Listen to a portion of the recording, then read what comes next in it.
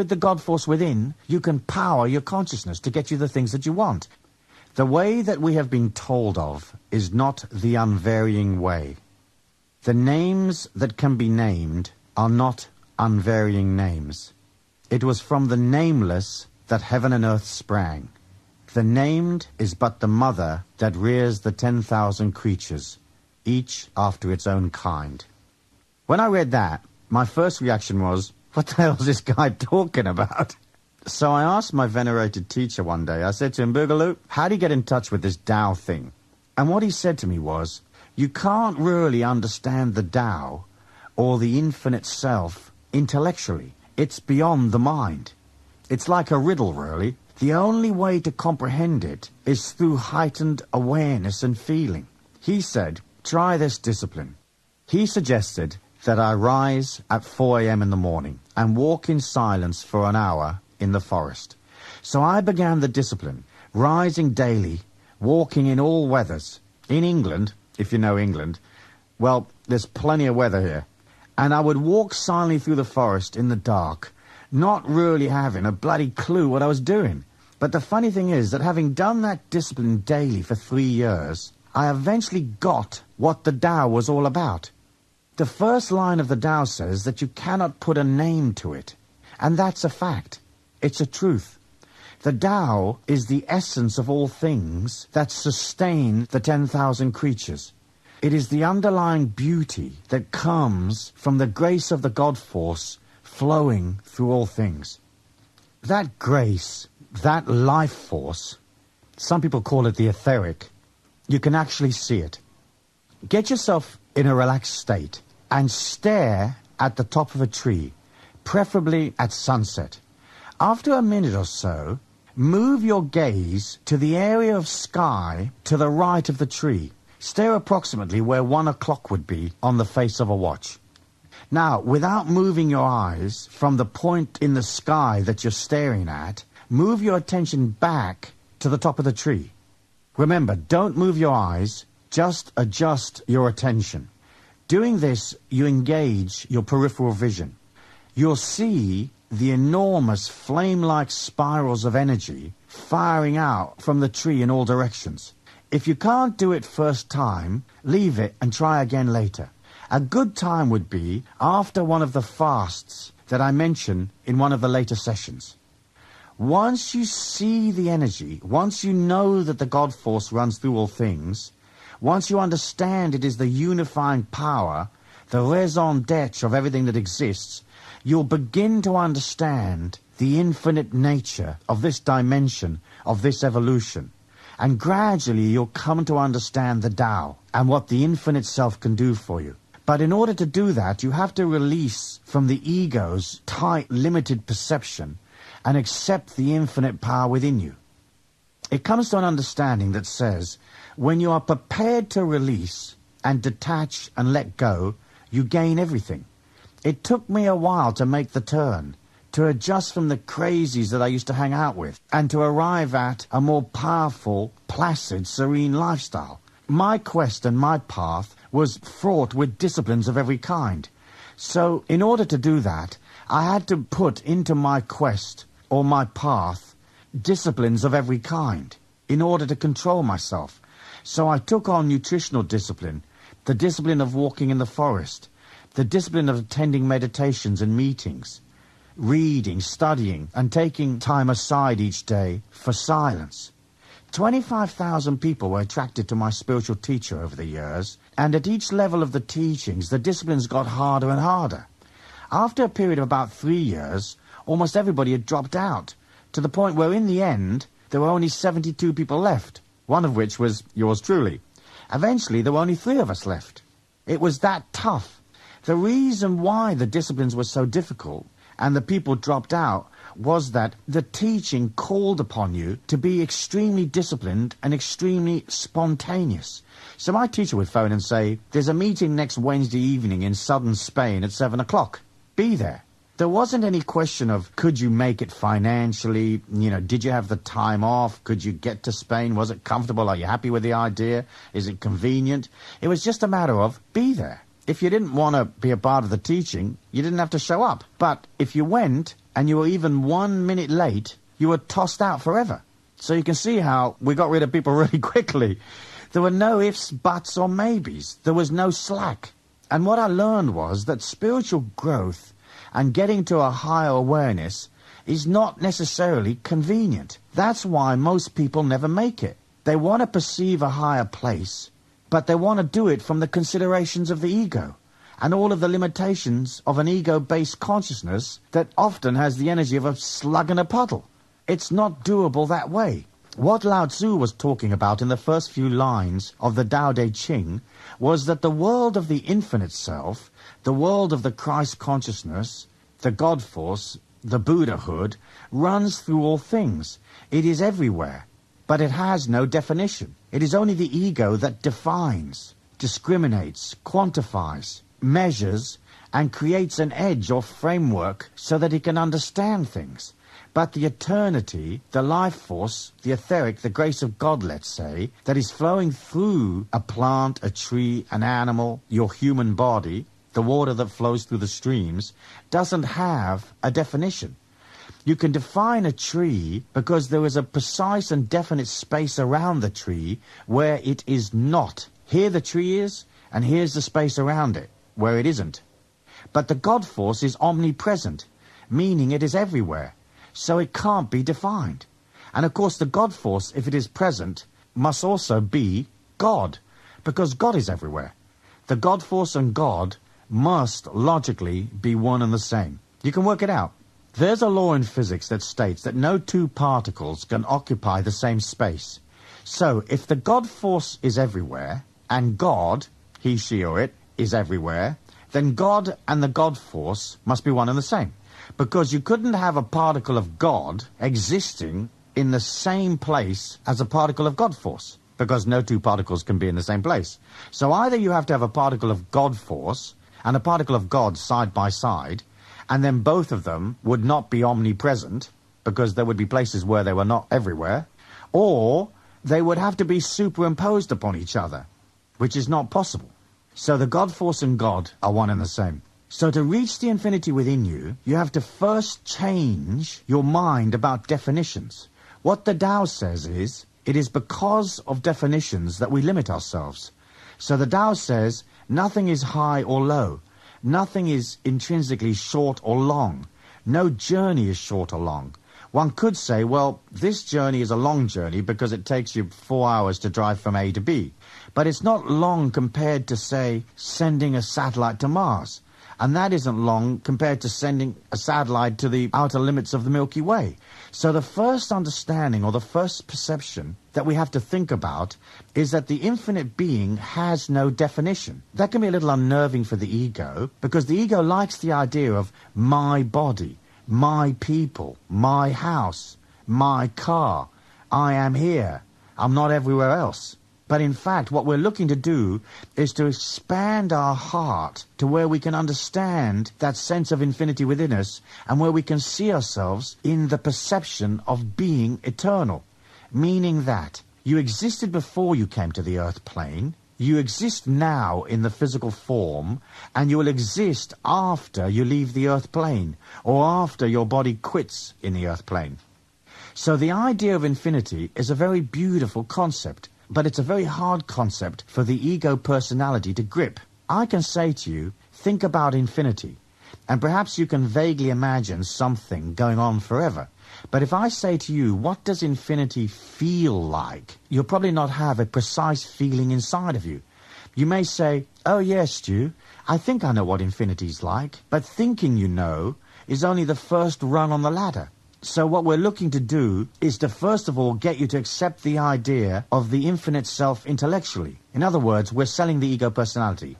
Then gradually through discipline, meditation, seeing life in a sacred way, opening yourself up, moving beyond fear, coming to a more compassionate understanding of this planet, you will eventually experience infinity as a feeling. Then you'll be able to say, yep, I feel eternal. I feel immortal. I feel infinite. I am everywhere. The other thing that's very important to grasp early on is that spiritual growth is not necessarily convenient. And it's not necessarily comfortable. Not only because you have to discard an awful lot of beliefs and definitions and the things that you hold sacrosanct at the moment, but also because you have to naturally enter within yourself the reality of who you are. As you begin to look at yourself, that creates a little bit of discomfort. It's difficult to learn to control the ego and discipline the mind without it reacting. The idea that something or someone is going to descend upon you one day and raise you up, a great guru is going to touch you on the forehead, Jesus or some angelic being is suddenly going to lift you to a higher plane, I'm sorry, but I just don't buy that. And I'm sorry if that contradicts your beliefs, but energy seeks its own level. Even though something or someone can inspire you or show you the way, in the end, the only way you can sustain a higher energy is to create it from within yourself.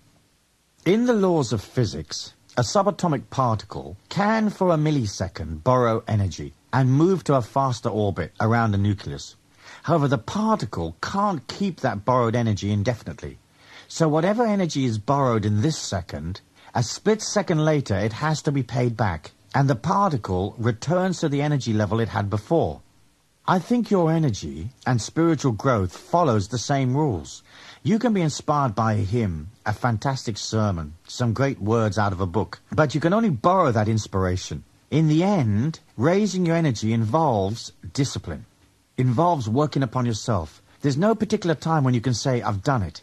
It's a perpetual process of unfolding within you, forever and ever. That is the only way that you can sustain yourself indefinitely at a higher level. The very first step of the 33 steps is called I am God. Now you may think, who's this little twerp saying I am God? Here's what I mean. I mean that you have to accept the idea of the God force being within you. Obviously, if the God force is everywhere, it must be within you. But most people either have no concept of God, or they externalize God and create an image of God outside of themselves. So they project away from themselves and they say, this person is God, these ideas are God, my mind is God, money is God, sex is God, whatever. The God force is within, and you have to internalize that God force and accept that it is flowing through you. When God is outside of you, you can't really use it. You have to internalize it for it to become a truly awesome power in your life. Here's another concept that comes from I am God. I believe that the infinite you that dwells inside you had a vision of what it was going to be getting into in this lifetime. I don't believe that you came here by accident, that suddenly you plopped into this little diaper and thought, what the hell am I doing here? I believe that your evolution here on the earth plane is so powerful, so sacred, so dynamic, that the infinity within you had an overview. In the ancient teachings, it was said that the divinity, the higher self as some people call it, could see the first 13 years of life. Not every minute detail, but it could see the family you're going to be born into, your father and mother's strengths and weaknesses, perhaps the absence of your father or mother, the fact that you were raised by your grandparents or in an orphanage. It could see the genetic code and what physical disciplines or traits would develop. It could understand the mindset and the emotion of the tribal situation that you found yourself in. That higher spiritual self, the infinite self, had an overview of how this life would actually develop from the initial programming that you would receive as a child. This idea is quite radical compared to modern religious ideas, but it doesn't necessarily contradict them. It just says that the infinity inside you had a perception. In my life, I've confirmed it to myself, to a certain extent anyway. Because as you develop awareness and perception, you can see that people are not just mind or personality. They're not a set of tribal beliefs. They're not just a physical body. They are a feeling. I can watch people going up the street, and looking at the etheric, I can see the feeling. As I watch the feeling, I know a lot of things about them.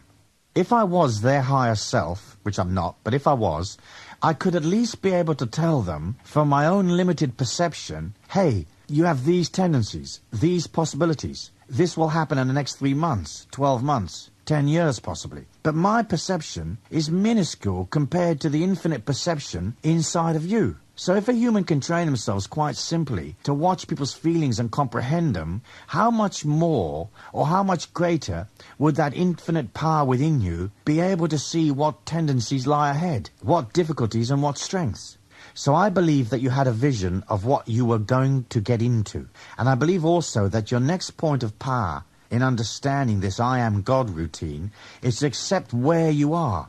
Because fighting against where you are, bemoaning your circumstances, crying over the fact that you're not as privileged as someone else, crying because you are privileged and therefore spoilt or something, being upset because you don't have all the physical strengths or knowledge that you need, is ridiculous. You have to relax and accept, remembering that almost everything is reversible. Everything can change. And what you can't change, you probably don't need to change. You can just go beyond worrying about it instead. So say to yourself, this infinity inside me, that part of me which is God, loves and respects this evolution. Loves and respects where he or she finds themselves and their circumstances. Now, the circumstances of your life right now might suck. They might be absolutely grim. But in sitting down and not fighting, not resisting, not creating negative energy, negative feelings, negative emotions, you begin an instantaneous healing process. So, if you're surrounded by a bunch of incredibly negative or incredibly grim people, called relatives or mere friends or workmates, rather than fighting that ugliness, rather than fighting your misfortune, rather than being aggravated by the circumstances, love them. Love the circumstance.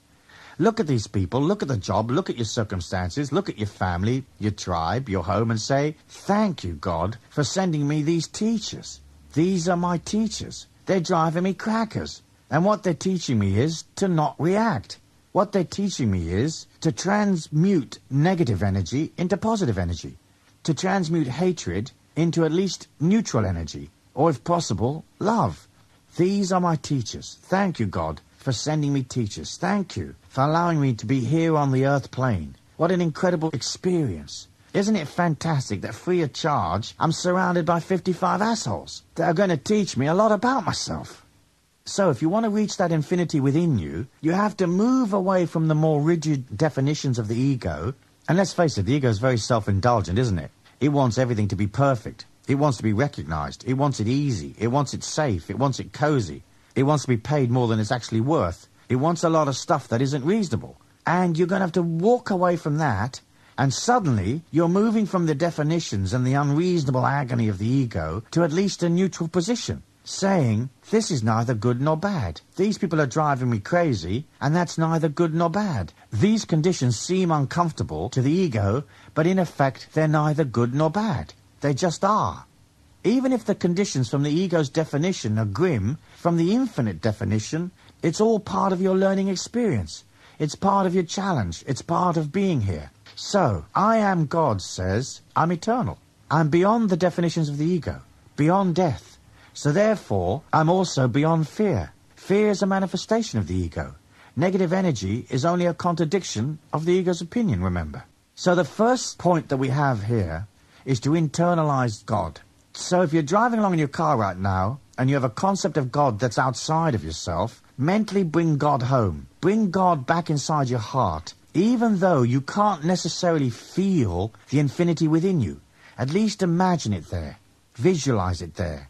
That doesn't transcend anybody's beliefs. You can still be, for example, a Christian and still believe in Jesus and feel Jesus inside of you rather than Jesus outside of you. If you have a concept of God outside of you, it disempowers you. Because what you're saying is, I do not have a command of my destiny. You're saying that you can't put out positive energy, a different reality, and make a difference and create a change. You can't get action-oriented, and you can't believe in prosperity and get more money.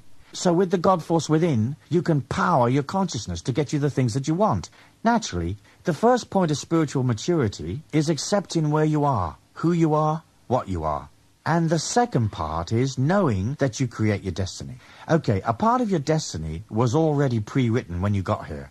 In your genetic code, in your tribal heritage, in the things that you learned. But most of it can be changed, adapted, modified for the better. So by internalizing the God force, you can begin to comprehend that the God force within you can be expressed outwardly, can be directed into your life to change it. So you have a power. It isn't someplace else. It isn't up on a podium somewhere, and you're this little person down here that has absolutely no power, no volition, no ability.